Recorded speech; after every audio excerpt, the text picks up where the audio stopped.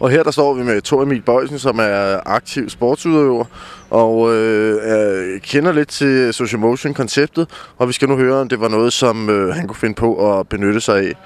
Så Thor, kan du prøve at fortælle mig lidt om, hvilke nogle situationer kunne du se, der var nogle muligheder i hele det Social Motion-koncept, som du har hørt om?